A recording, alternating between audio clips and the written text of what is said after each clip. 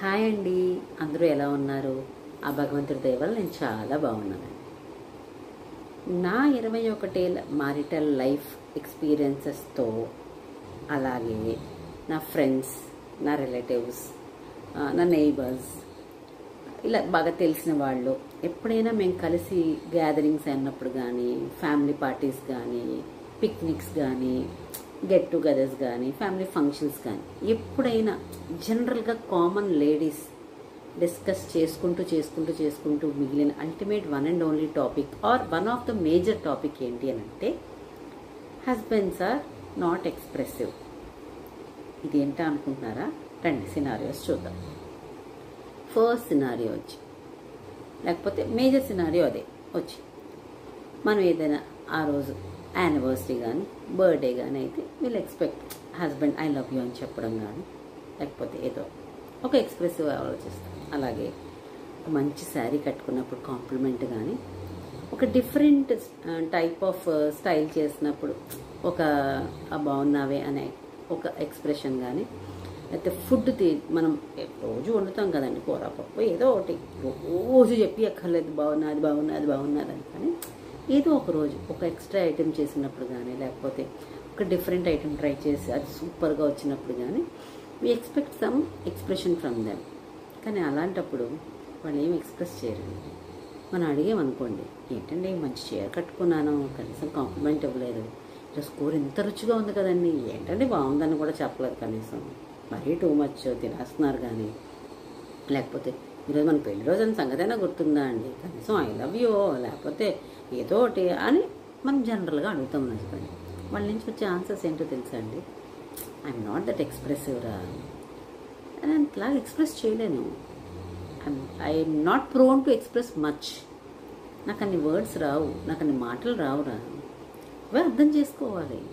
కంచెంలో ఏ కూర మిగలలేదు, ఏ పప్పు మిగలలేదు అంటే ఆ రోజు ఐటమ్స్ బాగున్నాయని అంటే మనమే ఊహించుకోవాలి. వాళ్ళు ఏమనుకుంటున్నారో, ఎందుకంటే వాళ్ళు ఎక్స్ప్రెస్ చేయలేరు పాపం. వాళ్ళు ఏమనుకుంటున్నారో వాళ్ళ మనసులో దూరిపోయి ఇంకెక్కడికైనా దూరిపోయి మనం ఆలోచించేసుకొని, ఓహో కంచంలో ఏమీ మిగలలేదు, కూర మిగలలేదు, పప్పు మిగలలేదు అంటే ఈరోజు వంటలు బాగున్నాయి అని మనమే ఊహించేసుకోవాలి.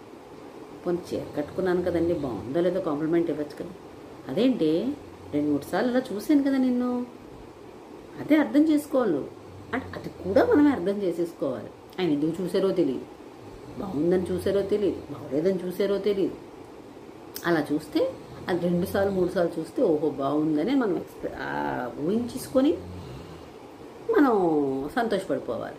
అంతే తప్పితే పాపం దే ఆర్ నాట్ ఎక్స్ప్రెసివ్ అండి. They don't know how to express, they don't have words. పాపం వాళ్ళకి మాటలు లేవు, పదాలు లేవు, వాక్కులు లేవు, ఏవీ లేవు. అంత అసలు వాళ్ళు they are very poor at expressing. అసలు వ్యక్తపరచడంలో వాళ్ళు చాలా వీక్ అట.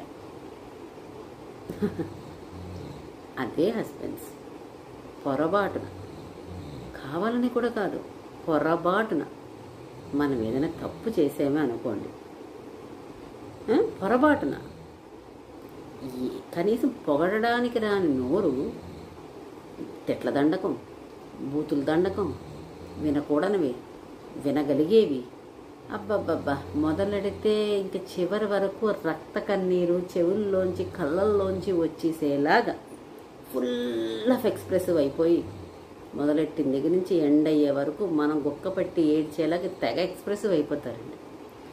ప్రేమని కానీ, లేకపోతే ఒక బాగుందని గుడ్ కాంప్లిమెంట్ ఇవ్వడానికి రాని మాటలు ఈ తిట్టడానికి ఎలా వచ్చేస్తాయండి? మీలో కూడా, నాట్ ఆల్, అందరూ అని మాత్రం నేను చెప్పట్లేదండి, మీలో కానీ, మీకు తెలిసిన వాళ్ళలో కానీ, నాలాగే మీ రిలేటివ్స్, చుట్టుపక్కల నైబర్స్ ఎవరో ఒకరు ఇలా ఎప్పుడైనా డిస్కస్ చేసుకున్నప్పుడు ఇలాంటి టాపిక్స్ డిస్కస్ చేసుకున్నారండి? మీరు కూడా ఎప్పుడైనా ఫేస్ చేశారా అండి? అలా ఫేస్ చేసి ఉన్నా, లేకపోతే మీరు కూడా ఇలాంటి ఫన్నీ డిస్కషన్స్, నిజమైన రియాలిటీ డిస్కషన్స్ ఫేస్ చేసి ఉంటే కింద కమెంట్ చేయండి, లైక్ చేయండి, సబ్స్క్రైబ్ టు అల్టిమేట్ ఉషా. ఉంటానండి.